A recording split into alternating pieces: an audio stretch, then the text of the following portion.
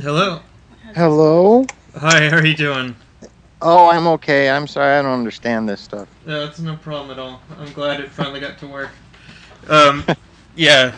So we were searching everywhere Sorry. for that. Nice to meet you. Yeah, good to meet you. Sorry, just woke up here. Sorry. Oh, what time is it there? Oh, it's noon, but we're recording till like 5 or 6 at night, so Oh, wow. What are you working on? uh, something I have work. something I just have to do to pay the bills, you know. Oh, well, that's cool. You get to record to pay the bills. That's amazing. Uh, Well, it's not fun sitting at the same table 14 hours a day. So mm, if I was doing something I enjoyed, yeah, it would be awesome. um, yeah. Well, I work on crappy websites all day long, so So you probably understand. I understand. I would like to be in the studio though. It's sounds great. Um, so I'll edit this later. So if there's any weirdness in awkward pauses, or I'll add an introduction later, and so on and so Okay. forth. So Oh wait, this is like an audio thing. yeah. Oh, okay. Yeah, that's why I wanted to do it this way. Okay, let me get my audio voice on. Yeah. Okay. Yeah, so don't use the thing before. I wasn't in my audio. Yeah. Get my. Okay, I got a light of cigarette. 1 second. Okay, now I'm ready. Okay, All right, great. got my smokes. Great. Well, thank you enormously for doing this. It's Oh no, it's no problem. Thank you. I appreciate it. mhm. So the main stuff I want to talk about, we're filmmaking review, and um I love you as a songwriter, and I've been Geez. following you for a very long time, and but You mean like physically? Like should I be like contacting the police or something? that's exactly what I'm saying. Okay. Sorry. No, thank you. I'm sorry. I have your email address now, so you should Oh, oh, you should be watch out for I that. I should change it. Yeah. Yeah. Anyway, I'm just very curious about you sort of exiled to Japan, and Exile. it seems that way, and less involved in the indie rock world, and have gotten into recording, composing for movies and film, and Not so much. I mean, I know that there's a lot of. I know that people think that, but it's not really true. I mean, I haven't really done any more movies since moving here than I did before. hmm But I know. I mean, basically because I don't usually do interviews and stuff like that. That the things that other people say eventually seems to turn out to be what people think. So I get asked that by people a lot, just not in interviews, but just normal people, like, oh, you're doing so many movies now. mm. And I kind of don't know where that comes from, because I really only, at most, maybe do one every 2 years or so. Uh-huh. So that isn't. I did read that you are sort of sick of writing lyrics, and you did The Visitor. You're getting more into instrumental work now. So, do you see yourself moving? Well, I'm actually almost done with the next record with songs. Oh yeah. I've been working on. I mean, basically, I had another one after the Insignificance record, but for various reasons, I just didn't want to do it anymore. I mean, I kind of had done what I wanted to do, Mm-hmm. and so I mean, I could have just kept making records like that, and I definitely would have been more, I would have been able to pay the bills a lot better than making a record of squiggly noises for an hour, but. Mm-hmm. But I just sort of done what I wanted to do, and also sort of coincided with me getting busier recording other people's records, Right. and I just kind of never got around to it again. Although, I mean, I've been working on them slowly for a long time, but I do have another one that will hopefully be done by the end of this year, although I've been saying that for 4 years now. Mm-hmm. It's funny because the whole idea was to do an album quick, Mm. Yeah. Because the Insignificance was done actually very on purpose, very quickly. It was all like done in a week. I wrote, recorded, and mixed the stuff in a week. It was sort of like a challenge. Wow. So I said I would do that again to get myself get myself going again. But it's been 4 years now. Wait, because I have to do other things to so I can eat. Right. Sure.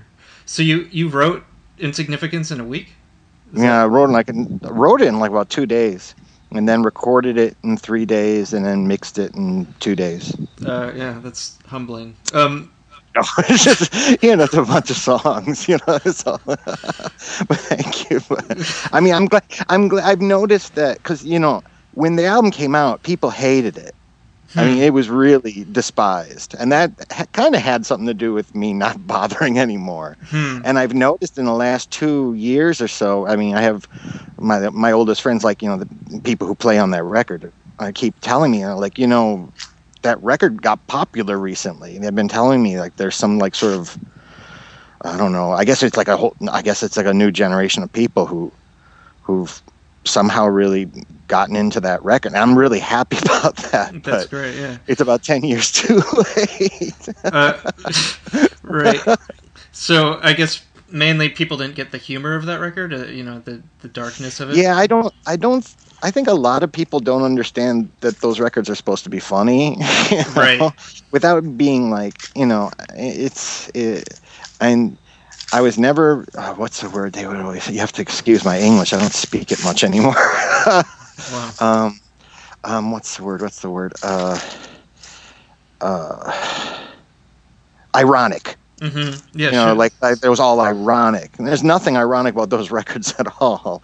And especially my whole idea with the Yellow record was I was fascinated with this, which actually comes back to films. It basically comes down to the idea in Hitchcock's Stage Fright, where that you can't trust your narrator, right? Because of the whole you know that film, right? Sure. And I was thinking about how I was listening to people complain. They'd complain about a Bob Dylan song or something, as if it's actually him singing to them. And I got fascinated about this idea of how much people will trust into that narrative, that sort of narrative that there is of like the confessional songwriter. Right. So my whole idea of that record was, that it's all about, that. Right. I mean, it's all showing how much you can, trust who's singing to you. But it was, that is how it was perceived, as if it was me singing to the audience, saying that they were jerks and that I wanted to have sex with their corpse and whatever. And it's like, to me it was like, are you fucking kidding me? But the biggest thing is because like, oh, he hates Chicago and he hates, it's like, it's first of all, it's not about me, and it's definitely not about you. I don't even know you. Right, sure. So to me, it maybe in a way was a little too successful in what I was trying to do. But I do hear now from people like, oh, they get the jokes and stuff. But back then, no way. It was dire. Huh. Just musically, it's so well conceived, and you think with Halfway to a Three-Way that people would get that there's some warped sensibility there that is. I don't know. I mean, with the music, I sort of understand, because for me, half of the interest, especially back then, was I can write difficult songs. I don't mean that in a complimentary way, but I mean I can write difficult songs till the cows come home. But to me, the interest is how you write a song that is actually difficult, that actually has all this stuff happening, but doesn't appear to be that kind of thing. And again, that really comes from growing up being more interested in film than music, because I really appreciate people like Richard Fleischer or Robert Aldrich. Can work within these genre formats, but then do stuff in between, with what you can do with those formats, yet still retain, without it becoming meta, for lack of a way of putting it. Right. To me, that's an interesting challenge, and that's what I tried to do with those records, those pop records. Is how can I, do that while still retaining, the appearance of this, and Well, I mean, I hear people. I mean, my friend Glenn, the guy who drums on those records, he's mm-hmm, now, the guy in Wilco now. mm-hmm. He would tell me he'd meet people and they'd say, oh, the drum parts on this Wilco song are amazing. It's like they're so much more difficult than that stuff you played with Jim. And he would say, those are actually much more. That's not an insult to Wilco. It's like those are actually much more difficult. It's just they don't show off. Well, You know what I mean? I'm a drummer, and I truly don't get that comment at all. The drumming is amazing on those records. So, But they sound, you know what I mean? If you're not a drummer, you think he's just going boop boop boop boop boop boop, but he's not. no, it's like a jazz record. It's very very subtle and complex at the same time. It's amazing. Oh, I'm glad you noticed the drum. I really appreciate that. Yeah. Glenn could play anything I wrote out for him in a second. He's amazing. Yeah, no, I've studied. Still the greatest drummer I've ever played with in my life. Yeah, no, it fits those songs perfectly. It's great. Well, cinematically, I mean, get the last sequence of "Get a Room," which is my favorite song from that record. Just it feels like somebody should make a short movie of that, or you don't even have to. That is very specifically related to a film. The end of that song. Can you guess? It's I don't know. 100% directly related to a movie. And what is that? To an end of a movie. I'm sorry. It's the end of Greaser's Palace. I don't know it. Oh, you got to see Greaser's Palace. Okay. And Greaser's Palace is. I don't know if it's even available anymore. Mm-hmm. It's the film Downey made after he made Pete Putney Soap, and then he made Pound. So yes, it's like 72 with Alan Arbus. Okay, I only know Putney Swope. So and the end of the movie is how does it pertain to? Oh, I don't want to give it away. Okay, you got to see it, but you'll recognize. But yeah, I mean, I'm sorry, I bypassed your question. I'm sorry. Oh, yeah. Well, if you were going for, if you were inspired by a movie, it came across very well because it feels very visual. That sequence of "Get a Room." So. Oh wow! Oh, "Get a Room." Oh God, I'm an idiot. I was mixed up songs. I was thinking, "Get a Room." Okay, "Get a Room." That's the guy who dies in bed. Right. Exactly. Right. Okay. I remember him better by the little comic bits in him. I was thinking the last song on the record. I'm sorry. Okay. So what in "Get a Room"? You just can picture the kicking his. The woman him fading away. Yeah, him fading away. Oh, great! It feels like a short, or like it just got an intense weight to it, and it just speaks of dying in a very visceral way, in a very cinematic way.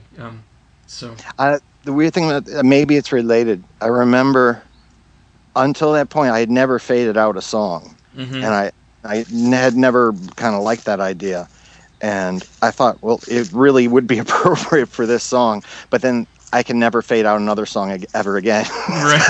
So there has to be the only one. So maybe it kind of sticks out. I don't know. Maybe it doesn't. I'm sorry, but thank you. Yeah. I appreciate that. Yeah. But yeah, I mean, I definitely had learned more from films than from music. Yeah. I mean, I wanted to make films, but I wanted an 8mm camera when I was a kid, but my parents didn't have the money for it, so I got an acoustic guitar instead. Right. And that's why I unfortunately became a musician. So do you see yourself taking that up? No. At this point, I wouldn't. Late. I mean, I have made films, but I would only want to make them on my own, which sounds weird, but I have a problem with I think it comes from the Catholic upbringing, I think, unfortunately. I feel like guilt from making other people do stuff for me. Right. So, I mean, I don't think especially at this point, I don't think I could work with a big staff or something with me in charge. I don't mind being part of a staff or being part of a team or something, but I don't like telling people what to do and then having to sit around, wait for me to think or to set something up or make them do it again. and so I just kind of avoid situations like that, which is Mm-hmm. kind of why I at this point, make all the records by myself as well. Yeah, the Visitor, you did that all yourself, right? Yeah, Um, and I just don't want to put that burden on anybody. So I don't know if I could even make a film at this point. hmm. I mean, just my characters more and more and more and more become that way. Mm-hmm. So I would rather have made films than music, but it didn't happen. So. Hmm. But now you're. Do you see yourself doing more film composition? Yeah, I do. I mean, until recently, he unfortunately died last year. Yeah. I was working with Koji Wakamatsu, and then there's another younger director here named Kumakiri, Mm-hmm. who I've done his last 3 films. I don't know if they were. I know the film from a few years ago, which is called Sketches of Kaitan City. Mm-hmm. I know that played at Fest, but I don't know. I don't think Japanese films get to the States much anymore, do they? Not so much, no. Yeah. There's not many good ones, frankly. Yeah. I don't know if that's the reason or not, but I've been working with him a lot, and there's actually an experimental filmmaker here who's actually quite good, named Makino Takashi. Takashi, which way would it be? It doesn't matter. I've done about 6 or 7 of his films, and those mostly play at at the Rotterdam Film Fest and things like that. Those aren't for, those don't play outside of festivals really. Mm-hmm. And I still do stuff for, people overseas but it's mostly, smaller films, because the bigger the film is, the more kind of a pain in the ass it becomes. And actually, the less you're actually able to make, the less of a reason it's actually you or not you. Mm-hmm. It could be anybody. The larger the film gets, the less of a reason for an individual to be doing it. You know what I mean? Right, right. You don't really get much choice. Right. Well, hearing your soundtrack stuff from the past couple of years, it sounds like a Jim O'Rourke record. I mean, it's got your stamp on it. So, how do you approach it? I wish they were. Well, I'm sorry. Go ahead. I'm sorry. Do you approach it much differently than The Visitor, which is Oh, definitely, because here, especially in Japan, with the way the film industry works here, you have basically 3 or 4 days to make the music. Because it's the last thing they do. It's like almost like an afterthought. Wow. I don't know why, but it's been like that here for years. I don't mean that I mean, it is. I don't think it's a good thing, but I don't mean it as a complaint. But that's kind of how it's done here, and so I could never do something like The Visitor. I mean, I don't even have the time to step back and reconsider maybe taking another approach. It's basically first thing is what you got to go with. Mm-hmm. So I have to work differently than on my own things, for sure. I mean, I try. Once I got used to. At first, I couldn't get used to it at all when I first started working on films here, and especially because I had nothing here when I moved. I sold all my instruments and everything, wow. So I had nothing, and so it was really just kind of. I mean, it was literally. I think the score for the Red Army Wakamatsu film was literally recorded in a rehearsal room with like 3 mics because I had nothing wow. to do. So it's really kind of the way I approach it now is a challenge to try something that I wouldn't usually do. The last Kumakiri film I did, it's Watashi no Otoko, is My Man, which isn't out yet. Mm-hmm. I didn't do the usual, like watching the movie several times and making notes, and I just kind of watched it once or twice, and then just got two of my friends here who I do play with, and we just went into this house in the country, and I just basically watched it until I came up with something in my head, and then we played it, and that was it. Mm-hmm. And whether that's good or not, I don't know, but I just decided to take the opportunity to just try something else because there isn't really any time. Right. But So it's really difficult. and before you sort of labored more and watched it scene by scene and tried to sort of meditate on every moment. Is that how it? Yeah, I was especially, I mean, because one of the things I really wanted to do when I thought about making films was the editing. So I Mm-hmm. became really fascinated with exactly where each, instrument note and this and that is within the image, and really, because you can, of course, with Pro Tools, Right. moving everything around. That was really, I really enjoyed that actually, Yeah. which made me keep thinking, oh, wow, why don't you just make your damn films? Mm-hmm. but yeah, I mean, like with the Herzog, that was the situation where basically in the room, he just talks to you, and you get inspired, of course, by him talking to you, Right. and then you just play. And a lot of films are done that way. You just put a bunch of musicians in a room and you see what happens. But I mean, of course, that wasn't my score. That was like collaboration score, Right. but that was terrific. Yeah, that That was. was, of course, that was it's Herzog.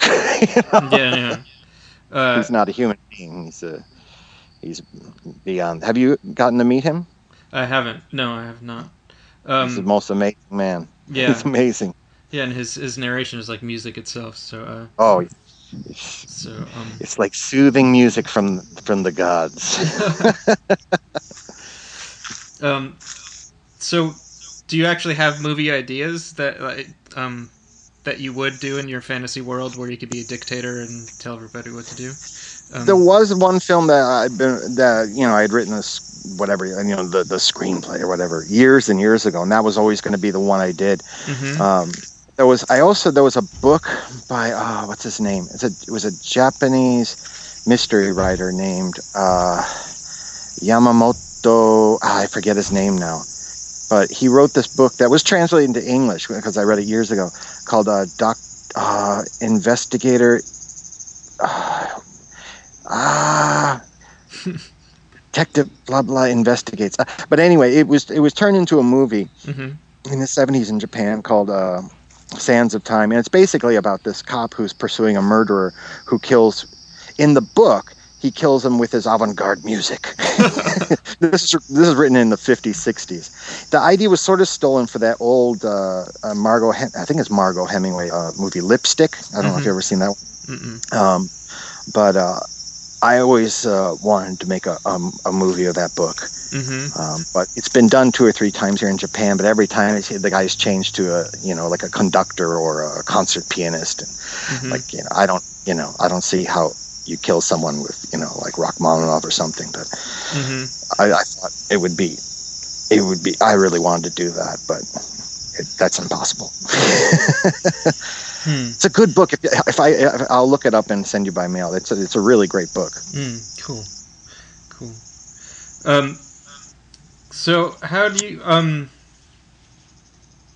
go about getting new soundtrack work? I mean, how you're in the Japanese film community, and I read. No, I'm actually totally outsider. Oh, strangely enough. Basically, when I get asked, I get asked. I mean, last was 2 years ago. The equivalent of the Academies or whatever, it's called the Mainichi Film Awards. I won it for one of the Kumakiri films. Nice. And backstage, it's just like, I'm just, the film world here, like probably like anywhere else, it's just like you're either in or you're out. And so, I was a total outsider backstage, even though a lot of the people there had worked with Wakamatsu and knew I was friends with him, but nobody wanted to talk to me while anyone else was there. So later, like in a back corner in the bathroom, how's Wakamatsu? He would ask, but so yeah, it's like it's a real industry here. You're either in it and if you're in it, it's a full time. That's all you do really. So basically, I just get asked. I mean, Kumakiri, I was a bit surprised I got asked by him.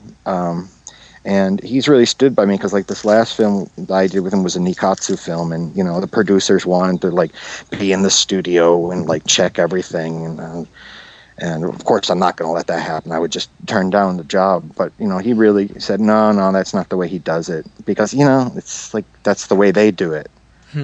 So it's like I was saying, the job gets, the less you can actually do what you want to do. Mm. So I kind of just, if I get asked, and I get asked, it's difficult because like I got asked recently to do a film soundtrack for a fairly major film here by a more popular big film director, Mm-hmm. and they basically just wanted me to remake Eureka for him, and I was like, I don't want to do that. So so Yeah, I it's read. not, I've read that somehow you dislike that record, which is mesmerizing to me. But it just doesn't sound good. yeah, and it sounds I mean, amazing to me. So uh, yeah. I was not a very good engineer then. Mm. Not to say I'm a good engineer now, but I definitely wasn't then, and it kind of bugged a lot of things about the record bug me. Yeah. And also just that I'm glad people like it. I Mm. really am. It's not that I hate it. It's just like Yeah, you hear I everything. prefer. I prefer the next one. Mm. Mm. That one worked better for me. But I'm happy people like it though. But I don't want to remake it. Yeah, sure, certainly not. So To go unfortunately backwards. here in Japan that record was like huge, and I don't mean that in it just was. Huh. So it's like it's like fucking 18 years later now, and and still people are like, I'm getting asked as if as if I made it last week, and Mm. I'm sure I can imagine for a film composer who a full-time film composer, that must be, you must be banging your head against the wall constantly. People referring to, we want a score like this, and it's like, well, I already made it. Yeah. And I made that in a situation where I came up with an idea for a film. Don't you want to hear the idea I have for the film? Mm. So Well, it's not like a convenience store. You don't go in and just put in what you want in a basket. Mm. And if you want that, that's fine. But you should hire people who do that. Yeah, sure. I guess because the Ivor Cutler song is very epic and cinematic and orchestrated, and it feels thematic in a film score sort of way. Oh wow. At least to me. No, I'm flattered. I honestly am. So, I'm sure you've answered this before in interviews, but every record that not every record, but your big records, the three we're talking about, are all inspired by Nicolas Roeg in some way. So, so is he your main guy as a No, filmmaker? I mean, I was in high school. I was crazy about him for sure, and I still like a lot of the films. I just sort of thought it was a good kind of long-term plan to have for there to be a signal that they were related. Mm-hmm. It wasn't so much directly like I was inspired by the films. I always joke that if I made a live record, it would have to be called Performance, of course. Right, of course. So you don't necessarily see The Visitor as being the Thomas Newton's literal record that he made. No, not at all, not Right. at all. Although, it does have to do with what that record is in context of the film, and it does have something to do with that, and also because people eventually, I was actually really happy how quickly people caught on to that. That was awesome. Maybe it's an internet thing, because when Insignificance came out, the internet was still, a lot of people still didn't have computers at home and stuff like that. So information comes much quicker now. But I was really happy that context was seen, and that because that's what I intended, and I was happy that people saw it in that light. Cool. But yeah, it's not supposed to be. I definitely wouldn't. I definitely wouldn't have made a David Bowie record. Right. It doesn't sound like Low or your message to an alien planet. Well, it sort of is. Yeah, it sort of is. Why not? I do have a music nerd question because Sure. I record music. I play everything and not Awesome. for not and it's very hard to make something cohesive, and I still don't. So I'm just wondering how I read The Visitor took 3 years to make. How you made the drums, how you made it all sync together and so seamlessly like that. Because playing drums is very hard, and making it work with everything. Well, I mean, it was a lot. I mean, for everything that's on the record, there was probably like, God, I don't know how many hard drives of stuff. I mean, there's probably about 500 hours of stuff recorded for that record. So, wow. I mean, everything that ended up on the record is probably about 2% of what I actually made for the record. Wow. So it isn't like I mean, it went through, about 2 years of trial and process and the trombone was like one of the things that really, really had me stuck for about a year, because I can't play trombone. I definitely can't play trombone in my house, because the old lady next door is going to be killing me. Right. But I just could not, for the life of me, find any instrument, any color that did what I wanted to do. And even though it's only 10 seconds, and I know it sounds like obsessive, it wasn't obsessive. It just wasn't right. So eventually I had to learn how to play trombone. Luckily, it's only 10 seconds, but, I mean, it was really the kind of, in letting things, a big part for me is letting things sit, just letting it sit there for a while, so you get to the point where you're listening to it with an ear that's not connected to the ear that just played it. Yeah. And, I mean, that could be months, that could be, a long, long time. And for me, I find I get a better perspective that way. I mean, I end up hating almost everything, but maybe that's fine to me, just because I played something doesn't mean I should use it. So to me, and as you do it, you more and more discover what the hell it is that all these things have in common. And especially, you start to see, that's where, not necessarily even your own stuff, but the things you've grown up in, that's where that came from. That's why I'm always doing that. And then you can start to tie things thematically to each other that maybe nobody else will ever get, but that's it. Your character gets, strengthens. So the drums, I don't know, I just played them. Yeah. I mean, those weren't played as a drum set, because I can't. My everything was played with my arms, because I can't. My legs are crap.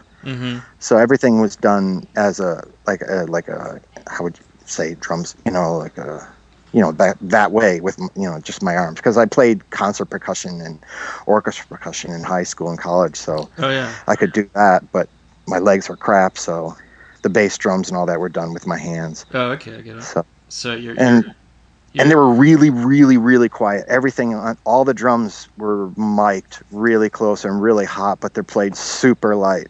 Because I couldn't, because I had to, because the old lady next door is going to come over and kill me. Right. I basically that. So I took that as a challenge. Like, how can I get good drum parts that way? Yeah, it doesn't sound like there's not energy put into that playing, so that comes across. Even you're hitting it light, there's a resonance there, so cool.